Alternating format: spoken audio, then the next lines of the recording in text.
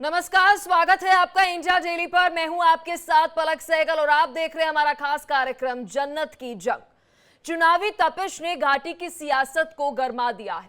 10 सालों बाद जम्मू कश्मीर के चुनाव हो रहे हैं, जिस वजह से देश ही नहीं दुनिया की नजर इस वक्त कश्मीर के चुनाव पर लगी हुई है कि आखिर चुनाव के बाद घाटी में किसकी सरकार बनने जा रही है। चुनाव में कड़ा मुकाबला दिखाई दे रहा है। 2 फेजेस की वोटिंग हो चुकी है। अब कल तीसरे चरण की वोटिंग है और आखिरी चरण के लिए वोटिंग होने जा रही है। कल 40 सीटों के लिए मतदान होगा, जिसके बाद 8 अक्टूबर को साफ हो जाएगा, नतीजे आ जाएंगे। ऐसे में जन्नत की जंग कौन जीतेगा, यह सबसे बड़ा सवाल है।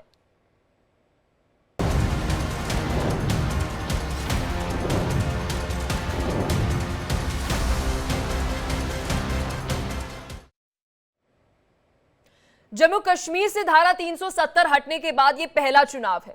कई ऐसे मुद्दे हैं जो चुनाव को प्रभावित करेंगे।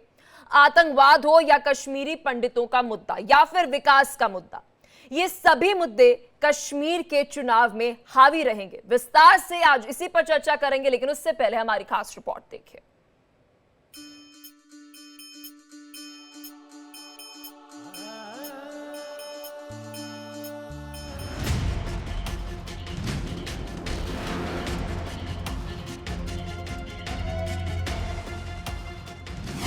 घाटी की लड़ाई अब आखिरी चरण पर आई। कांग्रेस नेशनल कॉन्फ्रेंस यहां पर पाकिस्तान का एजेंडा लागू करना चाहते हैं। 10 साल बाद घाटी में सियासी सरगर्मी। आप तो क्या, आपकी तीसरी पीढ़ी भी 370 वापिस नहीं ला सकती। कौन करेगा कश्मीरियों के दिल पर राज?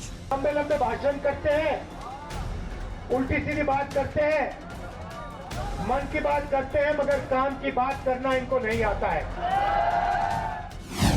कौन से मुद्दे चुनाव में रहे बेहद खास? जो ये खुद कहता है वजीर आजम कि मुसलमान घुसपैठियां हैं, ये उस जमात के लोग हैं जो नफरत से बगैर रह नहीं सकते।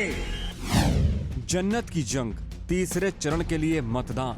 ये मोदी है जो आपके बच्चों की चिंता करता है, आपके भविष्य की चिंता करता है। कौन बनेगा सियासत का असली खली? कौन मारेगा मैदान? किसके हाथ जन्नत की कमान? जम्मू कश्मीर में 10 सालों बाद विधानसभा के चुनाव हो रहे हैं।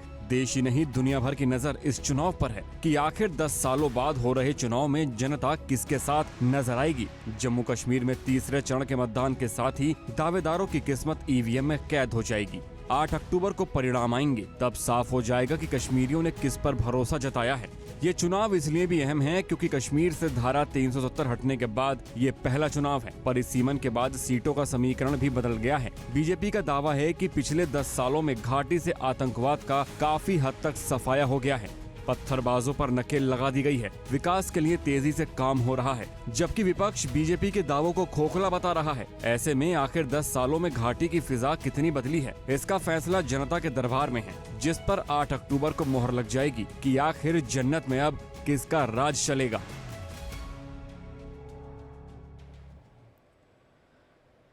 तो जम्मू कश्मीर में चुनाव ने सियासी पारे को गर्म कर दिया है। नेताओं के बयानों ने घाटी की सियासी तपिश को भी बढ़ा दिया है। एक दूसरे पर वार पलटवार लगातार जारी है और पलटवार का कोई मौका कोई भी नेता नहीं छोड़ रहा है। देखिए, दशकों तक कांग्रेस एनसी ने यहां वही काम किया जो आतंक के आका पाकिस्तान को सूट करता था। आज भी ये आतंक के आका के उसी एजेंडे को लागू करना चाहते हैं, लेकिन मोदी आज कांग्रेस नेशनल कॉन्फ्रेंस को डंके की चोट पर कह रहा है, हम जम्मू कश्मीर में पाकिस्तान के एजेंडा को लागू नहीं होने देंगे। ये राहुल बाबा अभी वहां जाकर कह कर आए हैं कि हम धारा 370 वापिस लाएंगे। राहुल बाबा, राव तुलाराम की भूमि से कहकर जाता हूं, आप तो क्या, आपकी तीसरी पीढ़ी भी 370 वापिस नहीं ला सकती। ये कश्मीर हमारा है और इस पर आंख उठाकर कोई देख नहीं सकता। सिर्फ आपका लोकतांत्रिक हक नहीं छीना। जो भी पहले आप डिसीजंस लेते थे, चाहे वो विकास के डेवलपमेंट हो, विकास के डिसीजंस हो, यूनिवर्सिटी कॉलेजेस, शिक्षा के डिसीजंस हो, स्वास्थ्य के डिसीजन हो, पहले ये सब आप लोग एमएलए चुन कर लेते थे। आजकल ये जो डिसीजंस है आप लोग नहीं लेते हो, बाहर के लोग आकर आपके लिए ये डिसीजंस ले रहे हैं। यहां पे राजा बैठा रखा है, लेफ्टिनेंट गवर्नर है, वो राजा है, वो बाहर का है, वो जम्मू कश्मीर का नहीं है।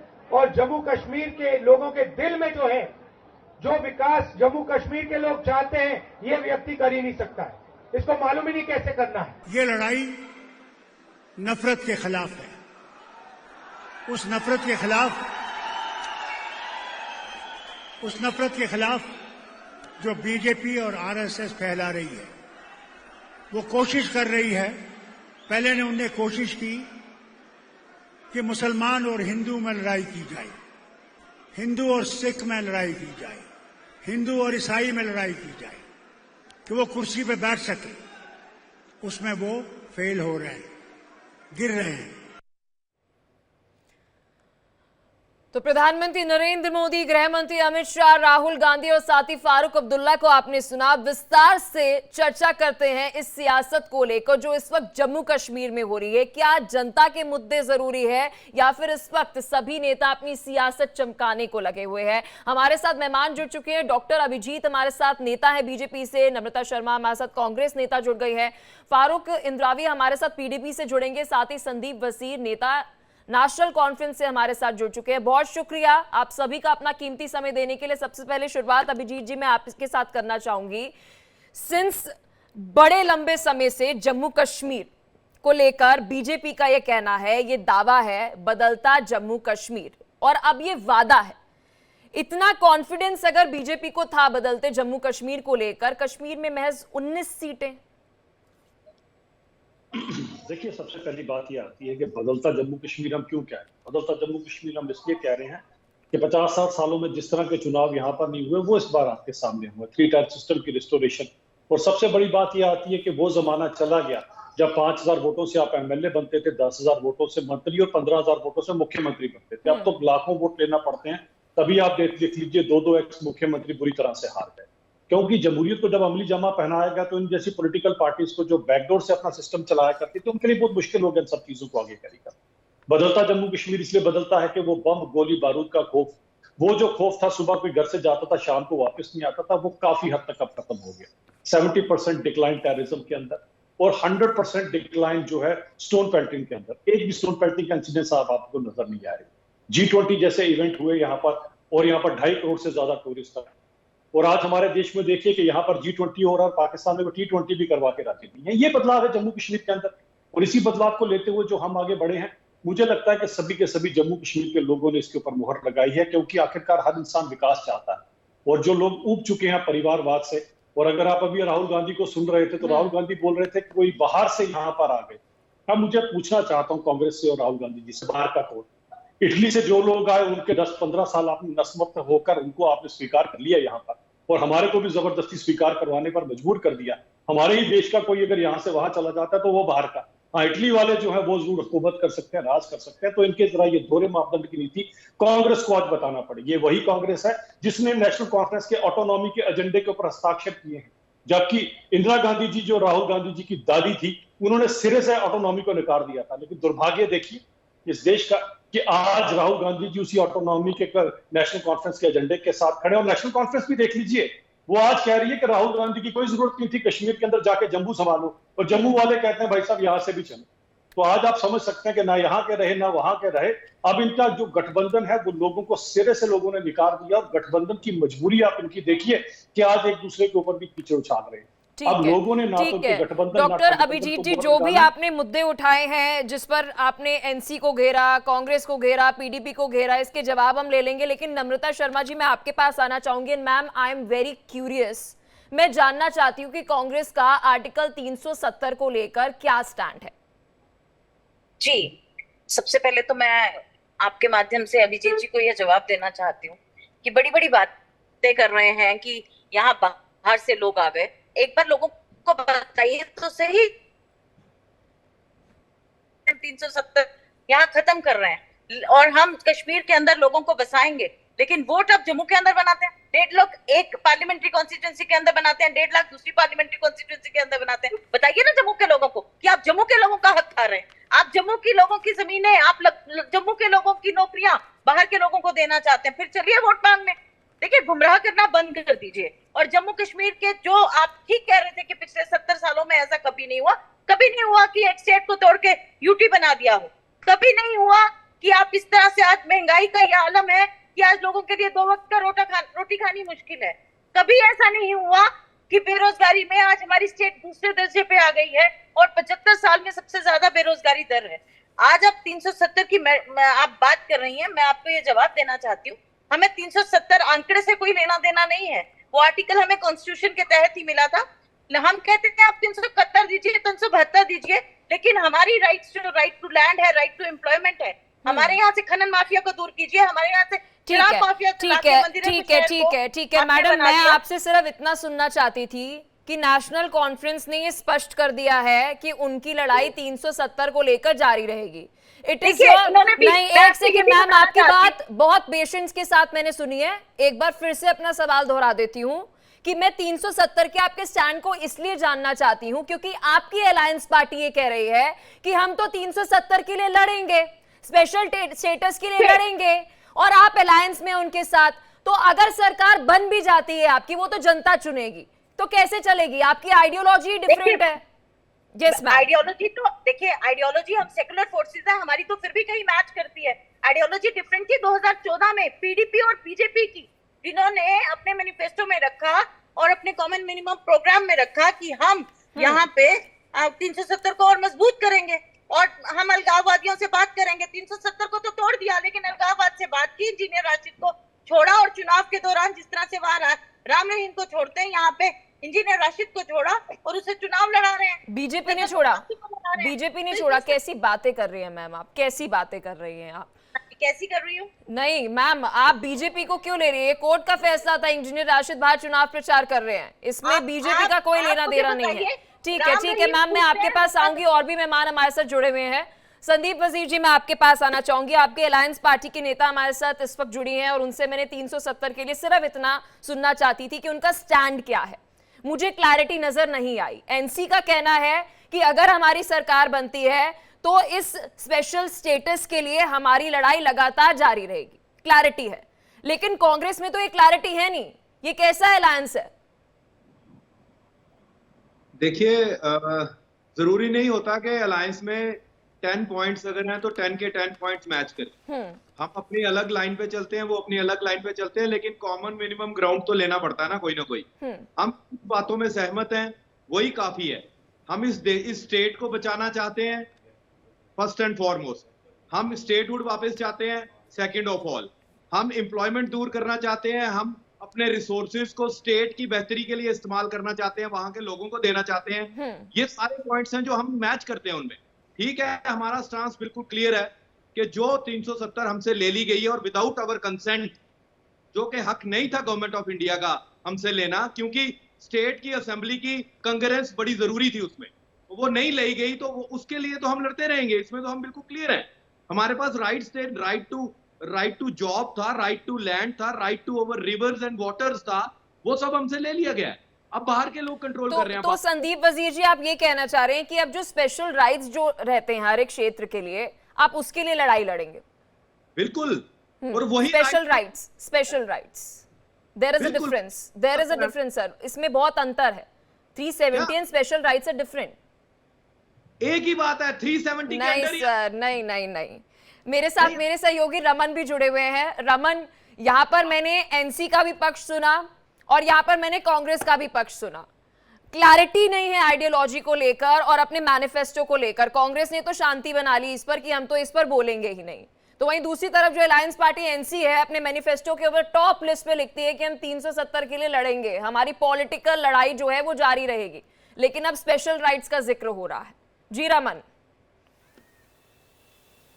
जी हाँ, बिल्कुल पलक, देखिए ये कहीं ना कहीं नेशनल कॉन्फ्रेंस और पीडीपी की अगर हम बात करते हैं तो इन दोनों के लिए एक सियासी मजबूरी बन चुकी है धारा 370 पर बात करने को लेकर। दोनों ही पार्टियां जानती हैं कि ये जो धारा 370 और 35 से जम्मू कश्मीर से ख़त्म कर दिया गया है, अब वो वापस लौट कर नहीं आएगा। फारूक अब्दुल्ला खुद इस पर बयान दे चुके हैं कि अगर इसे 100 साल भी लग जाएंगे वापस आने में, यानी कि वो मानते हैं कि 100 साल इसमें लग सकते हैं, क्योंकि अब ये सुप्रीम कोर्ट ने इस पर सुप्रीम मोहर वो लगा दी गई है। अब जो नई असेंबली गठन होगी उसके माध्यम से भी जो है इस पर मोहर जो है असेंबली की भी लगा दी जाएगी। लेकिन निश्चित रूप में कांग्रेस ने नेशनल कॉन्फ्रेंस के साथ इस विधानसभा चुनाव के अंदर अलायंस किया है, और कांग्रेस क्योंकि एक नेशनल राजनीतिक पार्टी है, उसको पूरे देश के अंदर राजनीति करनी है, तो वो धारा 370 पर पूरी तरीके से मौन है। नेशनल कॉन्फ्रेंस का जो एजेंडा है, जो उनका मैनिफेस्टो है, उस पर वो पूरी तरीके से मौन है।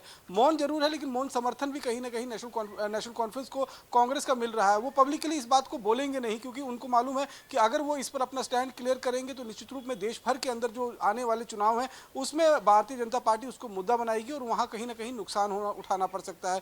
अब ये तीनों पार्टियां, चाहे नेशनल कॉन्फ्रेंस की बात करें, पीडीपी की बात करें या कांग्रेस, ये कश्मीर घाटी में एक ही मत के ऊपर जो है वो चुनाव लड़ रही हैं। और इनके लेकिन रमन, मैंने जम्मू कश्मीर को पिछले 2.5-3 साल से बहुत करीब से देखा है, और रमन, जहां से मैं कश्मीरियों को, जम्मू वासियों को समझ पाई हूं, उनका मुद्दा 370 है ही नहीं। उनका मुद्दा है कि हमें नौकरी चाहिए, हम टूरिज्म जो है वे चाहते हैं और बेहतर टूरिज्म यहाँ पर आए। क्योंकि जब मैं जम्मू कश्मीर की अर्थव्यवस्था की बात करती हूँ तो पहले नंबर पर उनकी इकोनॉमी पे टूरिज्म है, और वो हमने देखा है कि कितना बड़ा है। बिल्कुल, इसमें कोई दो राय की बात नहीं है कि धारा 370 खत्म होने के बाद जम्मू कश्मीर के अंदर जो डेवलपमेंट के काम हुए हैं, खास तौर पर जो एक कैलेंडर निकाला जाता था, बंद की कॉल होती थी, हड़ताल होते थे, बच्चे स्कूल नहीं जा पाते थे, पत्थरबाजी का दौर सिलसिला जो है वो हफ्तों भर लगातार जारी रहता था। कई लोग जो पैलेट गन्स के अंदर जो है वो इंजर्ड हो जाते थे, कईयों की आंखें चली जाती थी। उन सब से धारा 370 खत्म होने के बाद निजात मिली है। और कश्मीर का आम आवाम, मैं अभी जब फर्स्ट फेज का चुनाव कवर करने के लिए कश्मीर घाटी गया था, उस समय भी मैंने देखा कई लोगों से बातचीत की, उन्होंने कहा कि देखिए धारा 370 उनके लिए एक मुद्दा हो सकता है, लेकिन सबसे बड़ा मुद्दा जो है वो उनके लिए इस समय डेवलपमेंट का है। इस समय यहाँ की सड़कें, गलियां, नालियां जो है वो सुधरने, उनके हालात सुधरने चाहिए। हालांकि काम जो है वो लगातार पिछले 5 से 7 सालों में अगर हम देखें तो हो रहा है, लेकिन अभी भी और बहुत डेवलपमेंट की गुंजाइश जो है वो कश्मीर घाटी के अंदर है। इसके साथ साथ में उनका कहना है कि हमारे बच्चे जो हैं वो पिछले 5-7 साल में जो ग्रेजुएट, पोस्ट ग्रेजुएट होकर घर में बैठे हैं, उनके लिए रोजगार चाहिए, क्योंकि टूरिज्म एक बहुत बड़ी इकॉनमी है कश्मीर घाटी के लिए। टूरिज्म के बेस पर ही सारी इकॉनमी जो है वो कश्मीर घाटी की घूमती है, तो टूरिस्ट लगातार कश्मीर घाटी में आ रहे हैं, जिससे लोग संतुष्ट है। अब उनका कहना है कि ठीक है रमन, मैं आपके पास एक बार फिर वापस आऊंगी। लगातार हमारे साथ मेहमान भी जुड़े हुए हैं। फारूक जी, क्या आप तक मेरी आवाज पहुंच रही है? जी बिल्कुल। फारूक जी, मेरा आपसे सवाल रहेगा, मैं लोकसभा चुनाव का जिक्र करना चाहूंगी। मैं लोकसभा चुनाव का जिक्र इसलिए कर रही हूं क्योंकि वह ऐसा समय था जब कहा जा रहा था कि एक बड़ी परीक्षा जो है वह पीडीपी के लिए उस वक्त है 2019 के बाद, और जो हार महबूबा मुफ्ती को मिली है, सियासी गलियारों में ये कई सारी अफवाह उड़ रही है, ये कह ले कि एक नरेटिव जो है वो सेट किया जा रहा है कि पीडीपी को बड़ी हार जो मिली है लोकसभा चुनाव में, ये बीजेपी की कहीं ना कहीं वैलिडेशन थी, एक्सेप्टेंस जो है वो जम्मू कश्मीर के लोगों की बीजेपी को लेकर थी। देखिए, जम्मू कश्मीर के अवाम ने जो लोकसभा इलेक्शन में फैसला किया है, हम उसकी रिस्पेक्ट करते हैं, कदर करते हैं। जरूर कहीं ना कहीं हो सकता है कि हमारी पार्टी के बीच में कुछ खामियां रही होंगी जिसकी वजह से हमें इतना बड़ा जो है वो नुकसान हुआ है इस इलेक्शन में। लेकिन जो अभी हाल ही में हमारे इलेक्शन हुए हैं और अभी होने जा रहे हैं, फर्स्ट को हमारा लास्ट फेस यहाँ पे जम्मू कश्मीर में है। इसमें आपको देखने को मिलेगा कि जम्मू कश्मीर में जो Jammu Kashmir Peoples Democratic Party है वो सबसे बड़ी पार्टी के तौर पर उभरेगी। ये रिजल्ट्स 8 को हैं, आप देख लेंगे। और जम्मू कश्मीर में जो आने वाली हुकूमत है वो Jammu Kashmir Peoples Democratic Party की है। हमारा डे वन से रहा है कि हम जम्मू कश्मीर की जो आवाम है उनकी बेहतरी के लिए काम करेंगे, जम्मू कश्मीर में अमन बहाल करने के लिए फारूक काम जी, करेंगे। दो महीने के अंदर ऐसी कौन सी चाशनी घोल दी गई जम्मू कश्मीर के अंदर? मैं आपसे समझना चाहूंगी कि जम्मू कश्मीर की आवाम जो है वो पीडीपी को चुनने जा रही है। मैं भी समझना चाहती हूँ ये कौन सी पॉलिटिकल साइंस और आपने कैलकुलेशन लगाई है सर? देखिए, ऐसा है कि हो सकता है जम्मू कश्मीर की आवाम ने देखा होगा कि तब्दीली चाहिए, और तब्दीली करके भी उन्होंने देख लिया कि जिन लोगों को उन्होंने चुना है उन्होंने उसके बाद पार्लियामेंट में जम्मू कश्मीर के लोगों की बात नहीं की है। तो कहीं ना कहीं लोगों को इस वक्त महसूस हो रहा है कि वाहिद ऐसी जमात है और वाहिद पार्टी के ऐसी लीडर है मोहतरमा महबूबा मुफ्ती साहिबा, जो वक्तन फक्तन जम्मू कश्मीर की बात जो है वो करती हैं। अगर वो यहाँ से पार्लियामेंट में चुन के जाती तो वहां पर भी जम्मू कश्मीर की बात फारूक जी देखिए, मुझे आपके बयान पर थोड़ी सी हंसी भी आ रही है सर कि आपका कहना है कि महज 2 महीने में एक सेशन पार्लियामेंट का होगा और जम्मू कश्मीर के अवाम ने ये फैसला ले लिया कि संसद में इस वक्त उनके द्वारा चुने गए जो सांसद है उन्होंने एक सेशन में ये अंदाजा लगा लिया कि देखिए उनके मुद्दे नहीं उठाए जा रहे। बिल्कुल बिल्कुल। और मैं अगर आपसे ये कहूं कि पिछले 5 सालों में जम्मू कश्मीर की आवाम ने देखा कि उनके द्वारा चुने गए जो सांसद थे, एनसी के हो या फिर पीडीपी के हो, उन्होंने आवाज ही नहीं उठाई जम्मू कश्मीर की। अब मैं सांसदों का नाम नहीं लूंगी बट नहीं उठाई गई। मैं नेशनल कॉन्फ्रेंस के जो मेंबर ऑफ पार्लियामेंट्स थे मैं उनकी तो बात नहीं करूंगा, लेकिन जो हमारे मेंबर ऑफ पार्लियामेंट्स थे उन्होंने बाकायदा तौर पे आर्टिकल 370 का जब एब्रोगेशन हुआ था उसके खिलाफ भी पार्लियामेंट में उन्होंने प्रोटेस्ट किया था। और मैं समझता हूँ कि जितना हमारी जमात के मैं एक बात जानना चाहती हूँ, क्यों पीडीपी और नेशनल कॉन्फ्रेंस को लगता है कि जम्मू कश्मीर की बात होगी तो एक ये लॉलीपॉप 370 की जो है वो आप उठा देंगे? जम्मू कश्मीर में और भी बहुत मुद्दे हैं सर, बहुत मुद्दे हैं सर।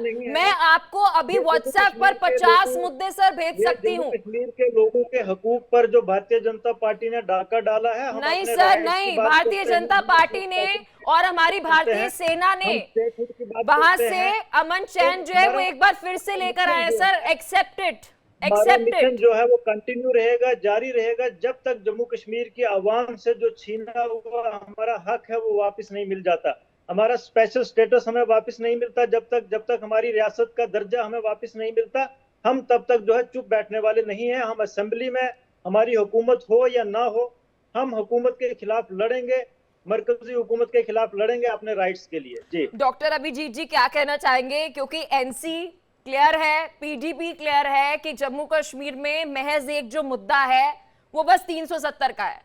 बस 370 से नौकरी मिल जाएगी, 370 से अमन चैन आ जाएगा, वहां पर शांति होगी, टूरिज्म भी आ जाएगा। एक सेकंड सर, मैं आपके पास आऊंगी, आपका समय नहीं है अभी। ये डॉक्टर अभिजीत जी से मेरा सवाल है सर, प्लीज। पलक जी, जिस तरह से आपको हंसी आ रही है उससे माने तो मुझे भी इसी तरह से हंसी आ रही है, और आप समझ सकते हो इन दोनों पॉलिटिकल पार्टीज का आज हाल क्या है। और मैं आपको सच्चाई बताना चाहता हूँ कि 370 का जो घिसा पिटा राग है ना, उससे जम्मू कश्मीर के लोग काफी आगे निकल गए। लेकिन पॉलिटिकल पार्टीज की मजबूरी समझिए कि इनको 370 की लकीर पीटनी, क्योंकि कुछ किया होता 50-60 सालों से तो लोगों के बीच में जाते कुछ और लेकर, आज आके उनके पास वही है। अब 370 का बेनिफिट किसको है? इन्हीं जैसी पॉलिटिकल पार्टीज को है। लेकिन इस बार जब लोगों ने इनको बता दिया कि परिवारवाद नहीं चलेगा। आप जरा इस पे थोड़ी रोशनी डालिए। आपने जो ये बात कही पिछले 50 से 60 सालों में कुछ नहीं किया गया, मैं जानना चाहती हूँ सर पिछले 10 सालों में आपने ऐसा क्या कर दिया जो पिछले 50 से 60 सालों में नहीं हुआ? Sir over to you. बिल्कुल, सबसे पहले तो लोगों को मुझे लगता है इन्हें जरा चुप कराएंगे प्लीज। अब अपनी बारी में बोले तो थोड़ी सभ्यता दिखाएं। सर चहल पहल किसी आपका तात्पर्य पत्थरबाजी तो नहीं है? आपके पास आऊंगी सर, अभिजीत जी को बोलने दीजिए।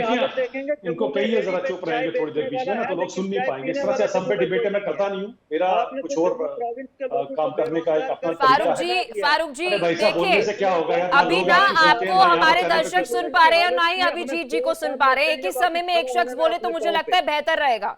फारूक जी आपके पास आऊंगी सर, आपको समय दिया जा रहा है।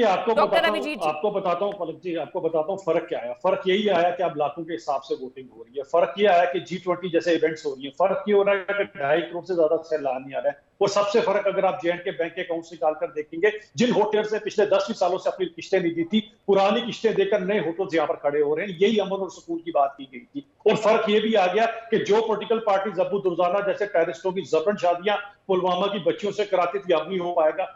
जो पार्टियां अबू हमजा जैसे टेररिस्ट को लेती थी कि हमें चुनाव जिता दो, अब नहीं हो पाएगा। जो पार्टियां आपने बूथ वर्कर OGWs बिठाती थी सबके सब अंदर ठोक दिए हैं। तो आप समझ सकते हो फर्क क्या है क्या नहीं। फर्क सबसे बड़ा है सुकून है।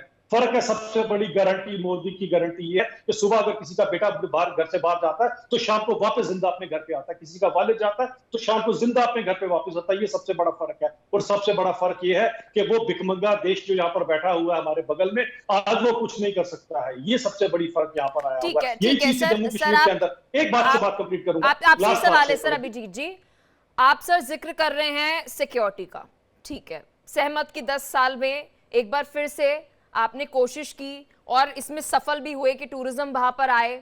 अगर वहां शांति होगी तो ही वहां पर जो है टूरिज्म देखने को मिलेगा। मैं भी वहीं पर जाना पसंद करूंगी जहां पर मुझे लगेगा कि मेरी जान बची रहे तो अच्छा है। लेकिन सर सबसे बड़ा सवाल है वहां के स्थानीय लोगों में इस वक्त गुस्सा है, जॉब्स को लेकर, वाटर सप्लाई को लेकर, इलेक्ट्रिसिटी को लेकर। ये जनता के मुद्दे हैं जिसे बीजेपी ने शायद इग्नोर कर दिया। वहां पर एलजी जो है वह पिछले लंबे अरसे से 2019 से वहां पर जिम्मेदारी संभाल रहे थे, लेकिन पिछले 10 सालों के अगर मैं जिक्र करूं, ये मुद्दे जो जनता के मुद्दे थे इस पर कितना काम किया गया? बिल्कुल, मैं आपको बताता हूं। देखिए सबसे बड़ी बात क्या होती है कि नौकरी किसे कहा जाता है।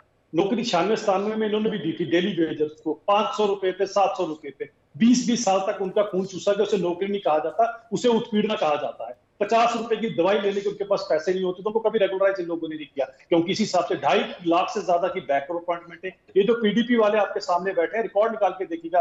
पलक जी आप तो काफी समझदार और काफी पढ़ी लिखी जर्नलिस्ट है, निकालिएगा जरा, गूगल कीजिएगा। इनके एक पार्टी के मामा जी ने अपने बेटे को रातों रात केएस ऑफिसर बना दिया और जब दूसरों ने हाय तौबा मचाई तो उनको नीचे उतारना पड़ा।